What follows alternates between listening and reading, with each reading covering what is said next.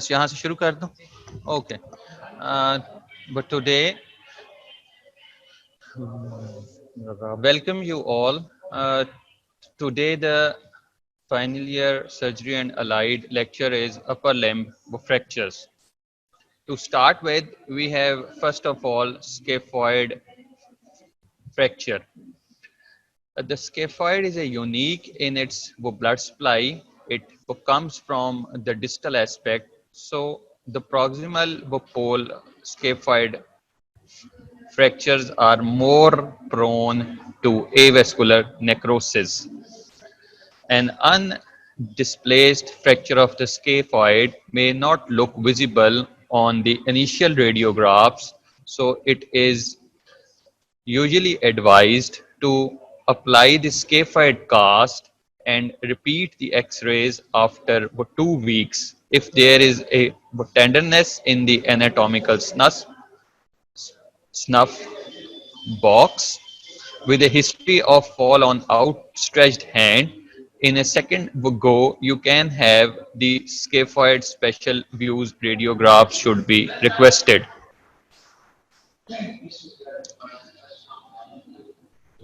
This scaphoid fracture is to be immobilized in the special type of the cast and will be re-examined after 2 weeks.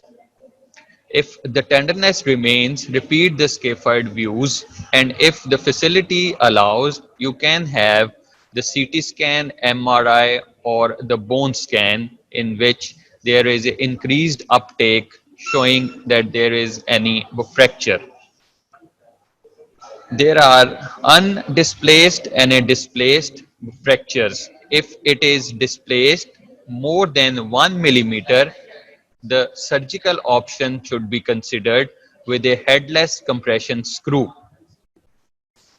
which can be shown in this figure that this is the scaphoid fracture and the yellow line indicates it. In the other radiograph, it is surgically fixed with the headless screw that is called Herbert's screw.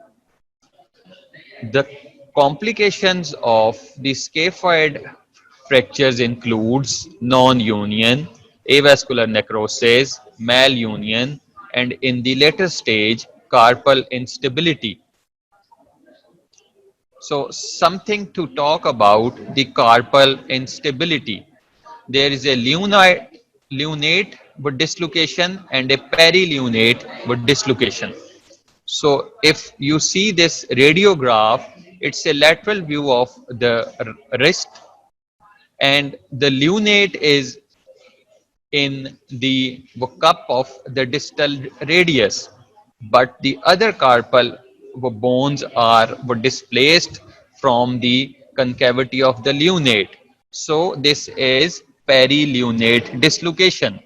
In the lunate dislocation, the lunate itself is dislocated from the cup of the distal radius.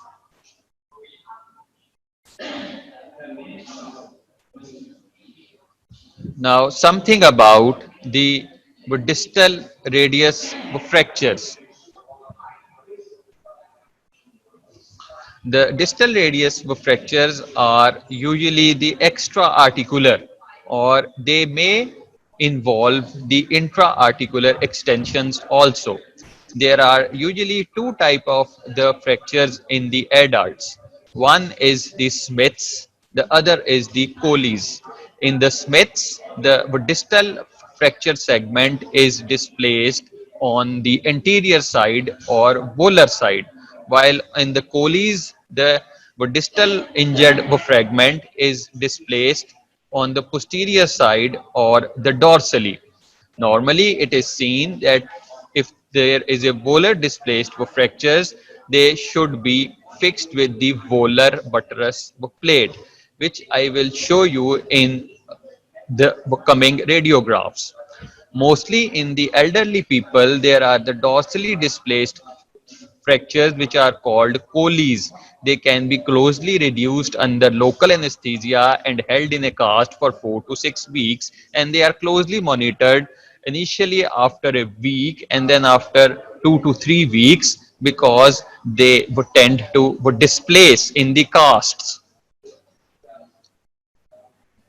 After the thorough counseling, the patient may choose to have the fracture reduced either with the closed method or with the help of K-wire fixations or the screw fixations. The K-wires, if they are choose, they may be placed across the fracture fragments or intrafocally through the focal area, going through the fracture site, and after reducing the fractures, they are locked with these K wires.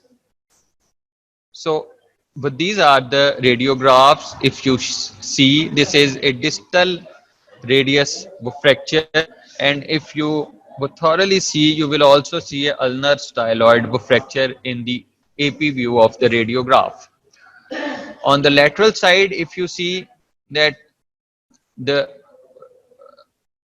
distal fracture fragment has been displaced posteriorly, or I would say dorsally. So this is the Colles fracture. The treatment is individualized, which I have initially in my previous slides told you. Either you do the closed reduction and the cast treatment, or you go for the reduction with the K-wire fixation. The idea is that the gap or the step should be less than 2 mm in the intraarticular area is acceptable in the distal radius. The most common form of the treatment is the closed reduction with addition to the percutaneous, not opening the fracture side. We go through the skin under image and put 2 K wires, but generally the 2 cross K wires, supplemented with the plaster cast for 4 to 6 weeks. In this radiograph, you will see that it is opposite to the radiograph which I have shown you previously. The distal segment is displaced volary, and because I have already told you that in such a case the volar buttress plate is to be used. So you see this plate which has been applied, and it is a volar buttress plate which is applied on the anterior aspect of the distal radius and the metaphyseal area, and the fracture is fixed in this way. Now we start with the forearm. Forearm, there are two bones, the radius and the ulna. As you already know from your previous anatomy experience that forearm work together, being coupled at the proximal and the distal radioulnar joint, and the radius and the ulna, the movement on these bones is pronation and supination. So if we consider this treatment of principle in mind before giving any treatment to the patient, we must give complete anatomic reduction and a rigid fixation to have a early and a full pronation and supination after the fracture has been healed, and have a early joint motion. In the coming radiographs, I will show how this radius and ulna is fixed with dynamic compression of plates. Sometimes there is a single bone ulna fracture. It is also called isolated fracture of the ulna nightstick fracture. During the fight, sometimes the only the ulna is fractured when somebody blocks some stick on his forearm while he has been beaten by the other party. In such cases, there are two school of thoughts. Some people says that the isolated ulnar fractures are managed non-operatively, but there is a more risk of non-union and delayed union. So the operative fixation is simple, and it allows early predictable return to the function in isolated fracture of ulna. So you see, this is the fracture radius and ulna shaft about a mid shaft. So these are fixed with open reduction and an internal fixation with two separate plates. These are called dynamic compression plate, and the fracture is compressed and fixed with it. So you will gain the early range of motion, that is pronation and supination in the forearm of the patient. Now we come with the olecranon fracture. The ulna has a proximal part which is a beak-like, which is called olecranon. So the olecranon fractures may be displaced or undisplaced. If the fracture is displaced less than 2 gap, it is in the category of undisplaced fracture, and it can be treated non-operatively with the cast above the elbow, with the elbow in 90 degrees of flexion. However, in displaced fractures, the extensor mechanism is interrupted, so they should be openly reduced and anatomically reduced and fixed with the K wires in a figure of 8, that is called tension band wiring technique.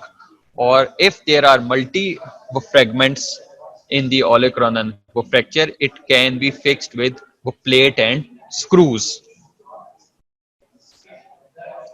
So, but this is the AP and the lateral radius of an elbow, and you will see that these are the two K wires which are put through the olecranon tip into the shaft of the ulna, and a dental wire or a circular wire in a figure of 8 has been introduced around the both ends. So this principle or this treatment is called tension band wiring technique. Now we come up with the humerus. The humerus is the only bone in the arm. So the humeral fractures are classified into the proximal or diaphyseal and distal humeral fractures. The fractures of the diaphyseal portion of the humeral shaft are extra-articular and as such requires the mechanical alignment. The non-operative treatment is usually done in 80% of the cases, and we give them the functional brace for at least 2.5 to 3 months or 12 weeks. The gravity can provide the traction on the arm, and the overlying segments then are held in a anatomical position according to the gravity. The active shoulder abduction is avoided until the fracture unites to prevent the varus deformity. If you allow the early active abduction of the shoulder, this fracture tends to unite with the varus deformity or in varus malunion.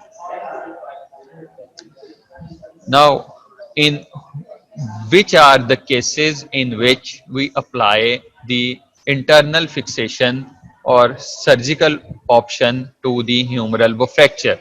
These are when the humeral fracture is displaced with intra-articular extension, or there is a non-union, or the treatment is failed because initially of this type of a functional brace, or there is a delayed union, or there is open fracture, there are multiple injuries, or those fractures which are not held in an acceptable position with the brace treatment.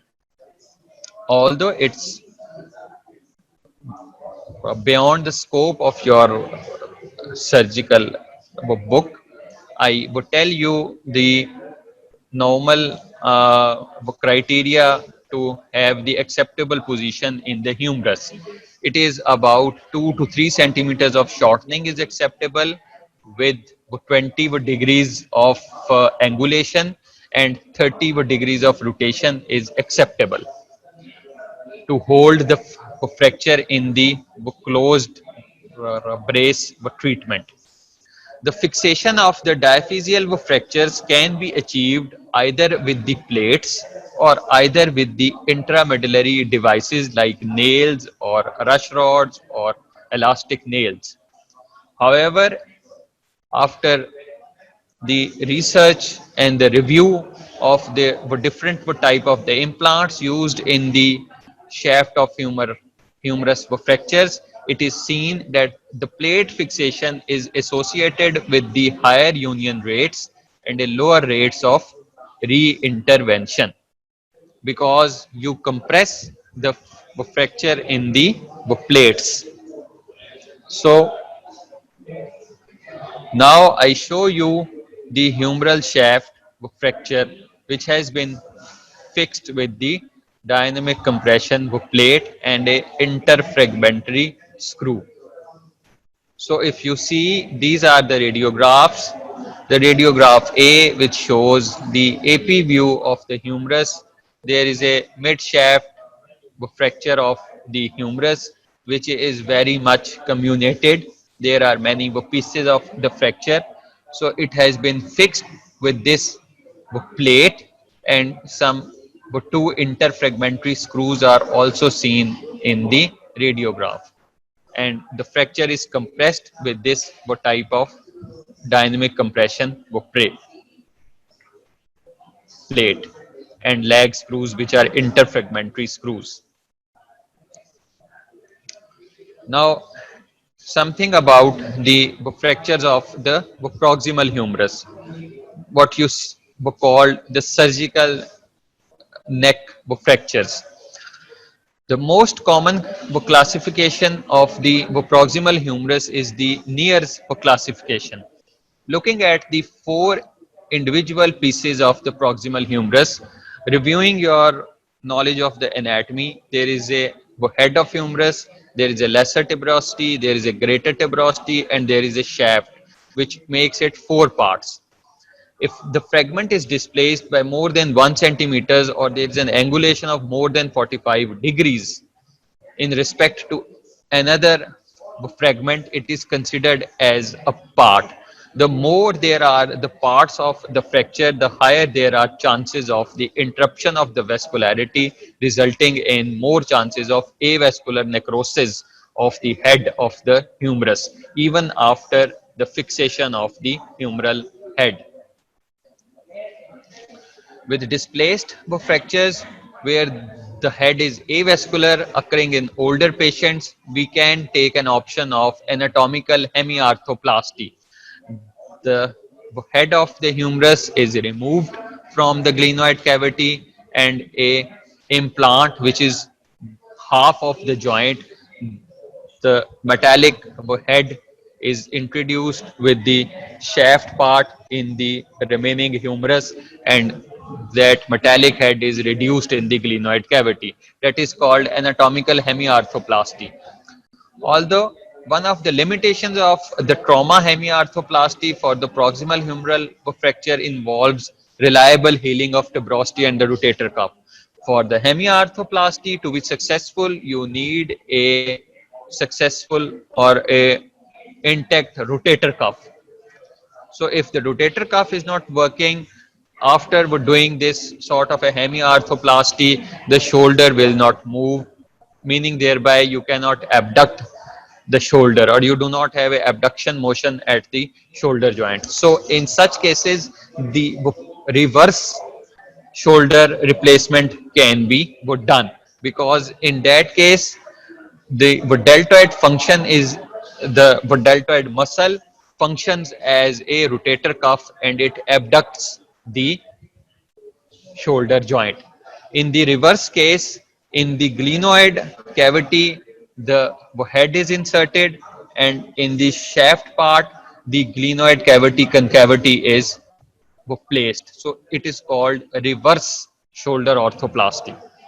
Although in the younger patients, you can reduce and fix and have a option of internal fixation were done rather than doing this hemiarthroplasty or reverse shoulder orthoplasty. So if you see, this is four-part fracture of the proximal humerus, and it has been fixed with a special type of the plate which is called Fillows plate. Proximal humerus interlocking osteosynthesis. So you see some of the screws in the multiple direction are going into the head, and the other are into the metaphyseal region, and three, four screws in the shaft of the humerus. And so the anatomical reduction has been achieved and fixed with this sort of special anatomical plate. Something about the clavicle fractures.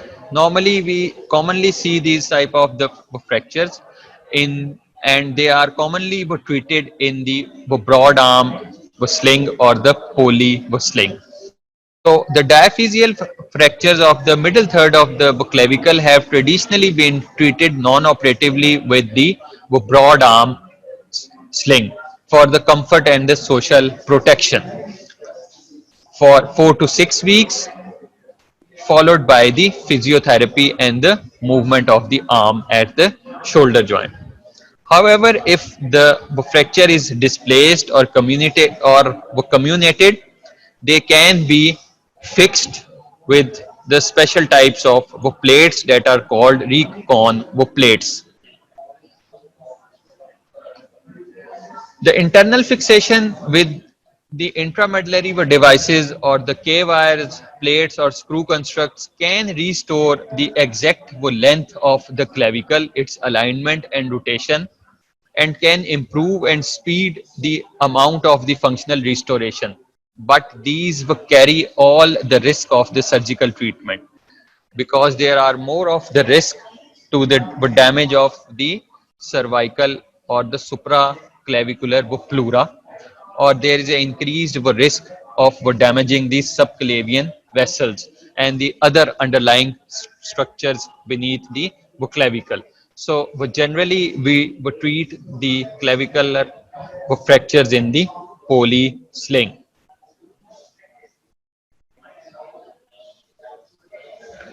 And but this ends up with the adult upper limb fractures. We have gone through the upper limb adult fractures, the hand fractures, especially the wrist, the scaphoid, the lunate, the perilunate, then the distal radius, then the radius and the ulna, forearm, but then olecranon fractures, then humeral shaft fractures, and proximal humerus fractures, and clavicle fractures.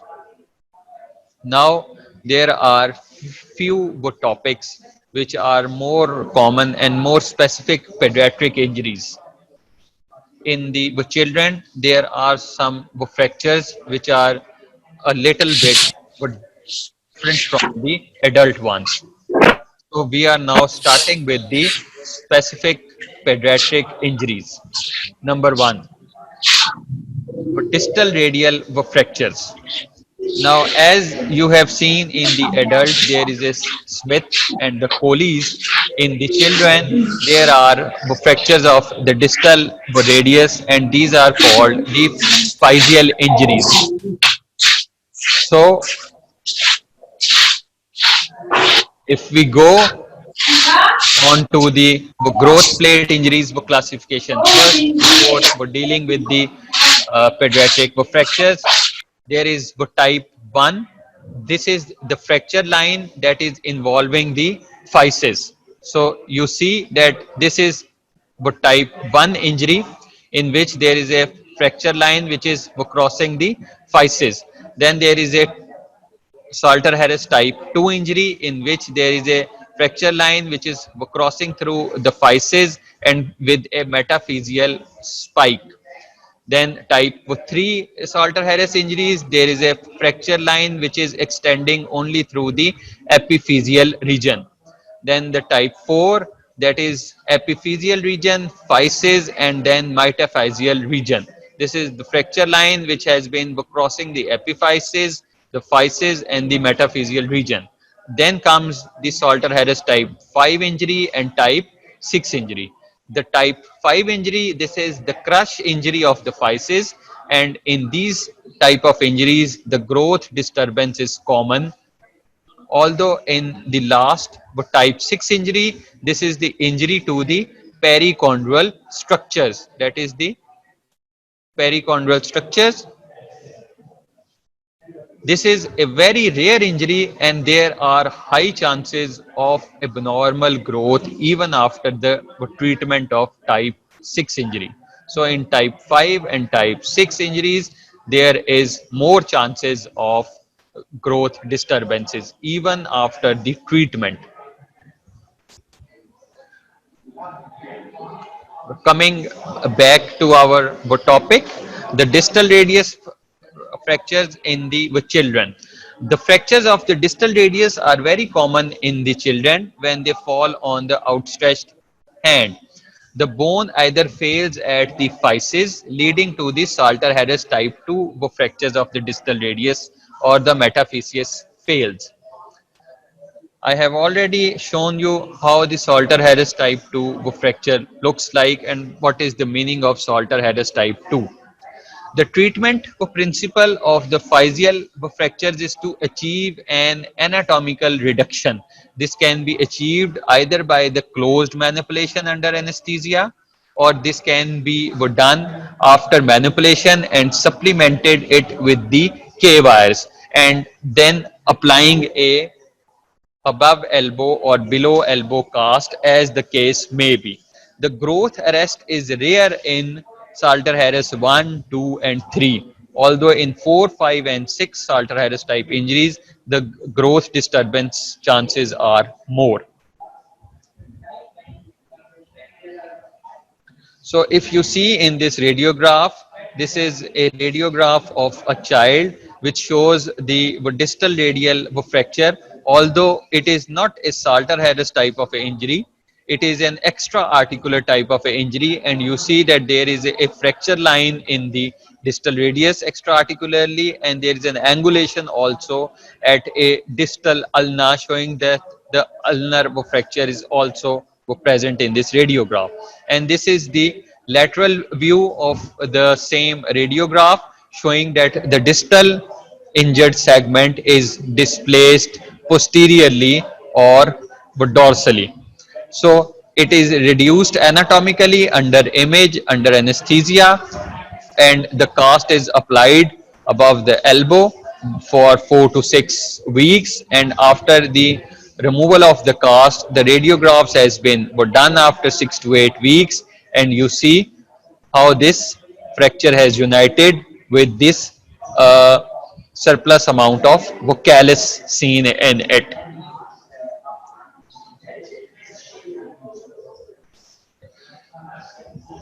Now, this is a more important topic, and it generally is asked from the students.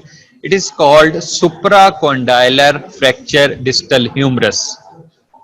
The supracondylar humeral fractures are more common injuries in the children, and in our culture, this is commonly seen when the children fell from the trees during the summer season, picking up the mangoes or the berries or etc.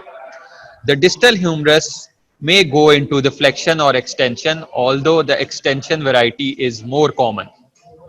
So if I show you this radiograph, this is the radiograph of the elbow of a child who fell from the tree on the outstretched hand, and this is the supracondylar humerus fracture. And in the lateral view, you can see that this distal fragment which has been fractured is displaced posteriorly or in extension. So this is an extension variety. The treatment depends on the degree of the displacement. If there is an undisplaced fracture, it can be treated in the collar and cuff or a back slab above elbow with elbow in 90 degrees of flexion for 3 to 4 weeks, followed by the progressive mobilization of the elbow. If displaced, the fracture can be reduced with the closed manipulation. If the dorsal post, uh, periosteal hinge is intact, the above elbow cast immobilization is all which is to be needed for 4 to 6 weeks.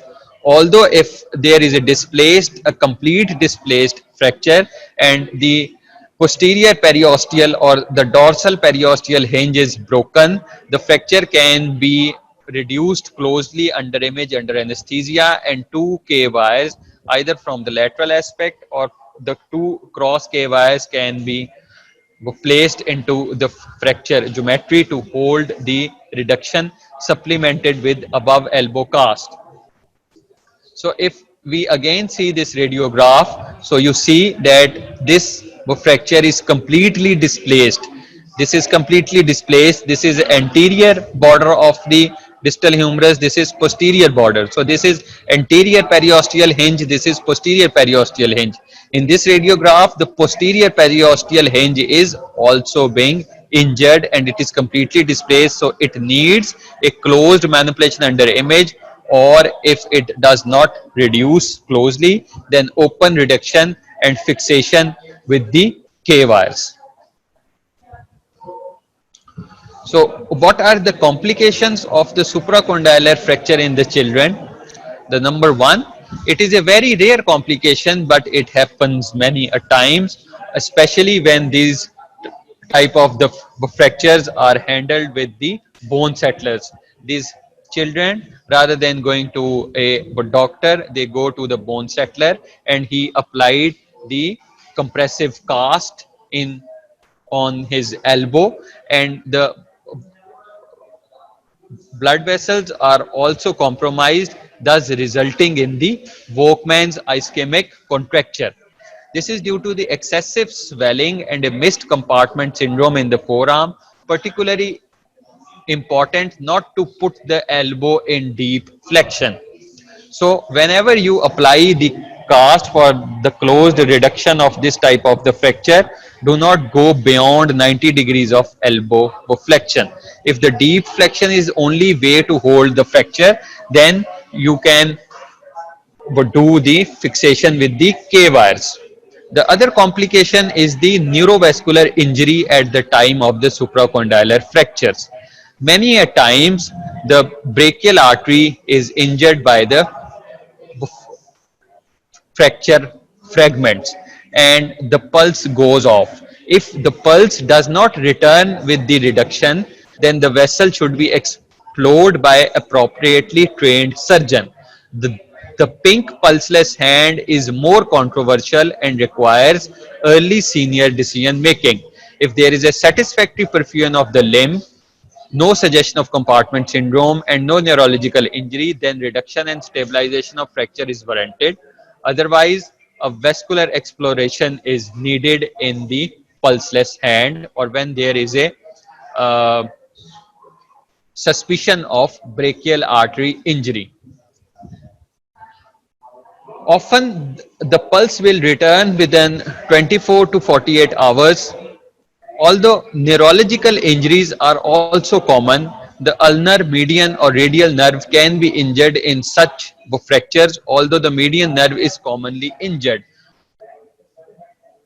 Many a times these sort of the fractures, they would tend to unite in a malposition. So there is a malunion in varus or valgus.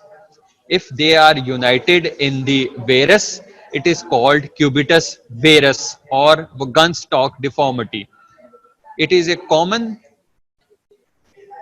malunion in such a supracondylar humerus fracture, and after the injury, after 3 to 4 months of the period, these sort of the children come to the OPT with gunstock deformity or cubitus varus deformities.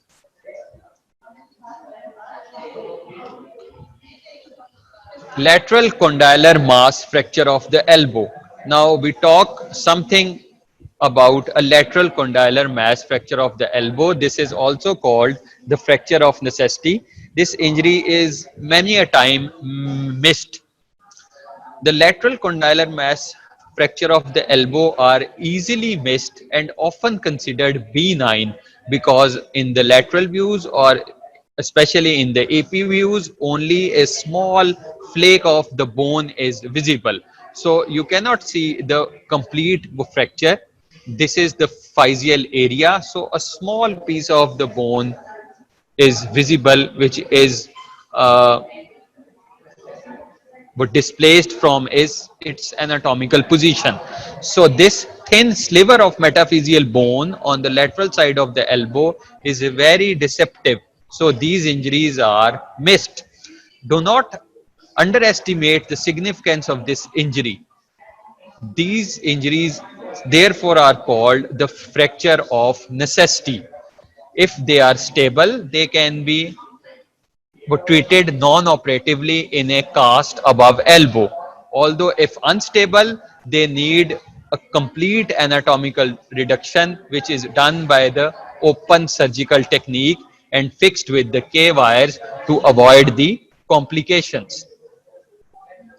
The unstable fractures are suggested by significant soft tissue swelling by the fracture displacement of more than 2 mm. So if there is a fracture displacement of more than 2 mm, they are to be surgically fixed with the K wires or the screw fixation to avoid the displacement and the complication. If they are not treated, they can end up in malunion also, and these type of children then are presented to the OPDs after 2-3 months with cubitus valgus, the valgus deformities of the elbow. The other complication is the avascular necrosis of the capitulum and a non-union of the lateral condyle, which leads to the fishtail deformity.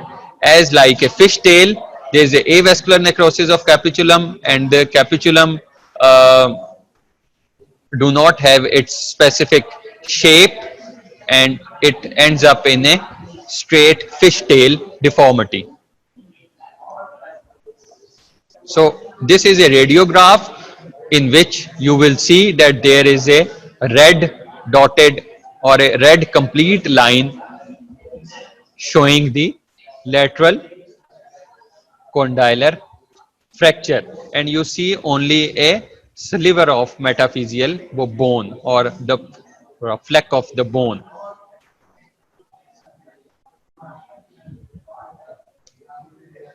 As we have already discussed this growth plate injury classification when I started with the pediatric fractures, although I repeat again that they are classified into the 6 types, which are called growth plate injury classification, Salter Harris classification. Type 1, the fracture line which involves physis. It seldom affects the growth. The type 2, the fracture line extending through the physis and goes into the metaphysis with the metaphyseal fragment. It also seldom affects the growth. So in type 1, type 2, type 3, there is a less chances of growth disturbances. In type 3, the fracture line is only through the epiphysis. Type 4, the fracture line is through epiphysis, physis and metaphysis. Type 5 is a cross injury of physis in which the growth disturbance is commonly seen. And type 6 is a perichondral structures by the direct trauma, and there are high chances of abnormal injuries. This is what you see. This is type 1, this is type 2, type 3, type 4, type 5 and type 6. So going back on the distal humerus supracondylar fracture in the children. So how the patient presents and how the question appears in most of the examinations is like that there is a 5 to 6 years or 7 years or 8 years of the boy or a girl who fell from the tree or who fell from the roof on the outstretched hand with the swelling on the elbow, inability to move the elbow, and the radial pulse is absent. What will be your initial diagnosis and how will you proceed? So this gives you the clue that there is a traumatic injury of the elbow, and in the children at the elbow the traumatic injury likely is supracondylar fracture. And the other clue which it gives you, that there is a fracture which hits the brachial artery, due to which the radial pulse is not palpable at the wrist. So most probably it is a supracondylar fracture of the humerus, and then you would deal it with, you have a radiographs were done, and after the radiographs then you would decide that they are displaced or an undisplaced, and then for the displaced there are the treatment options, for the undisplaced there are treatment options, and but then in the question they can ask you about the complications of the supracondylar fracture of distal humerus.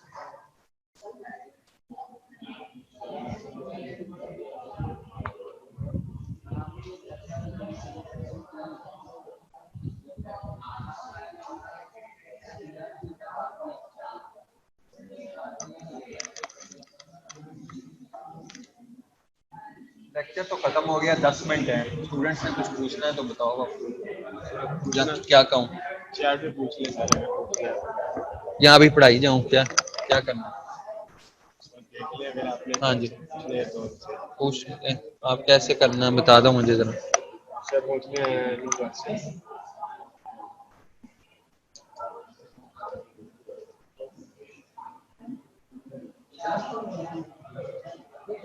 अंतर कर दो।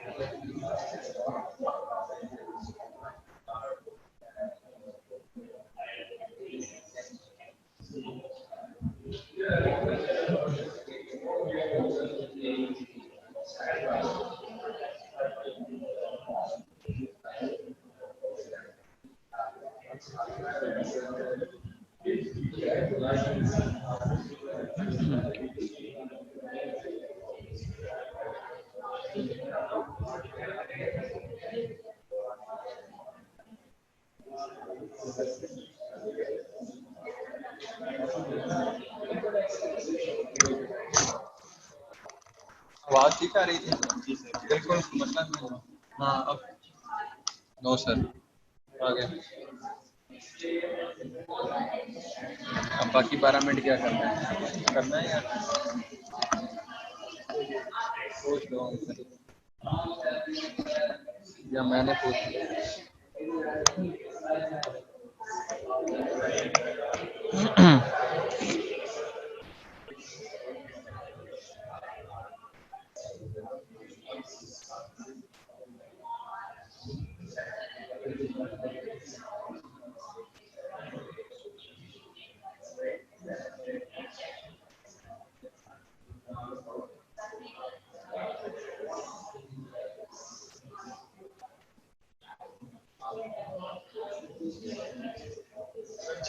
पढ़ाई जाए sir, आप पढ़ाई जाऊँ जी, ये एक दो जो स्लाइड है वो रिवाइज करा दूँ, रिवाइज करा दूँ। चलो आ रही है आवाज मेरी अब? जी सर। चलो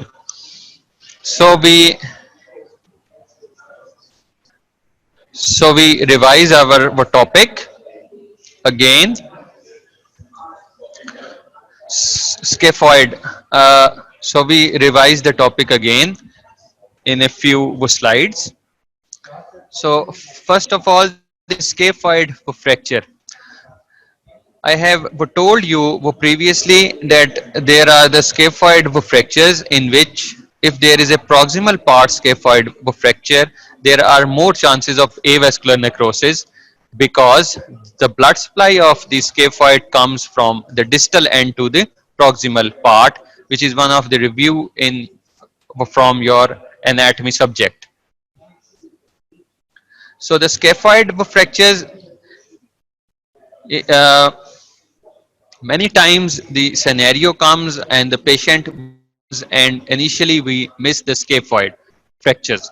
In the normal AP view, if it is undisplaced, many a times you cannot see this scaphoid fracture. So if you feel that there is a tenderness in the anatomical snuff box, you apply a scaphoid cast and review the patient after 2 weeks. and repeat the radiographs, the X-ray, the fracture of the scaphoid will become visible, or you can order for the bone scan or MRI or CT scan, whatsoever is available. If it's a displaced sort of fracture, you can fix it with the Herbert screw. Something about the carpal instability, there is a lunate wood dislocation, there is a perilunate wood dislocation. So always it must be remembered, while viewing the radiographs of the wrist, you always view its lateral view. In the AP view, sometime you can miss the lunate and perilunate or carpal dislocations. So always look for the lateral view of the wrist. This is the take home lesson. Distal radius fractures, especially in the elderly, colis, which you will come across very often. It can be reduced closely and sometimes can be fixed with the K wires. This is how the distal radius or colis fracture looks like.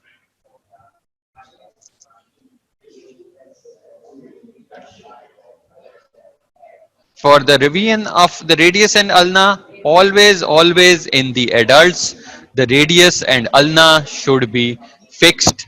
It should have a complete anatomical reduction and a rigid fixation with the plates, so you can achieve the earlier and full pronation and supination. Although for the nightstick isolated for fractures for ulna, it is preferable to fix it for predictable early return to work. This is how radius and ulna fracture look like, and these are anatomically reduced and fixed with the plates. Olecranon fracture, it has been fixed with the tension band wiring principle, which you have seen in this radiograph. Normally, the humeral shaft fractures, we treat them in the bracing, functional braces, that is non-operative treatment, because the radial nerve injury is, they have a highly more chances of injury of the radial nerve while putting fixation on the humeral fractures, or while doing surgeries there is a radial nerve injury and a wrist would drop. That's why if the fracture is in an acceptable position, we would do the non-operative treatment with the functional bracing.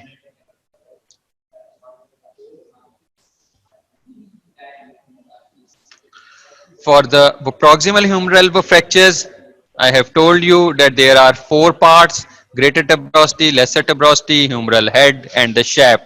And in the elderly, they are replaced with the half joint, that is called hemiarthroplasty or reverse total shoulder arthroplasty.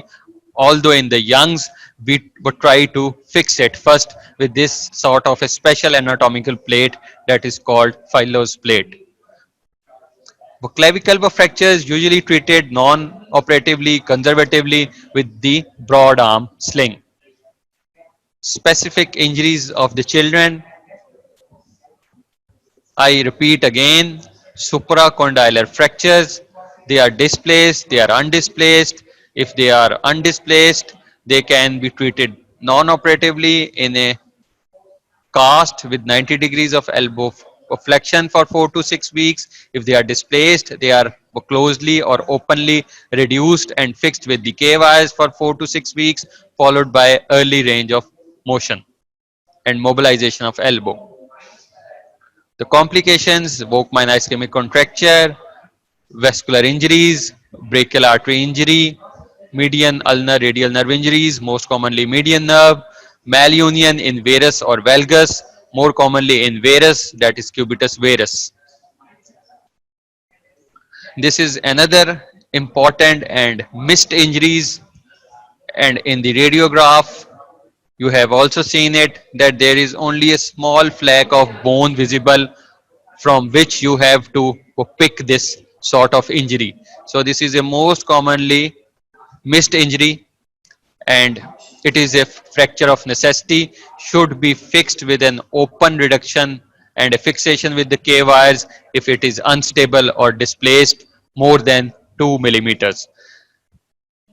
The complication is that there is a fishtail deformity due to the avascular necrosis of capitulum. So in this you will see that there is only a small piece or the fleck of the bone from which you have to pick that there is a lateral condyle fracture. And this ends up with today's talk, the growth plate injuries.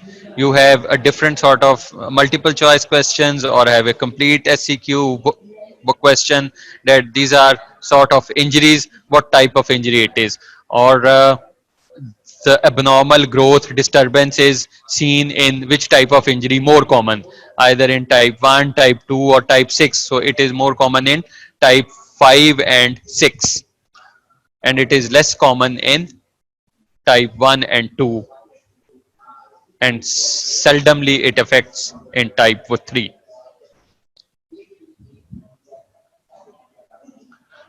So I repeat again, if any questions.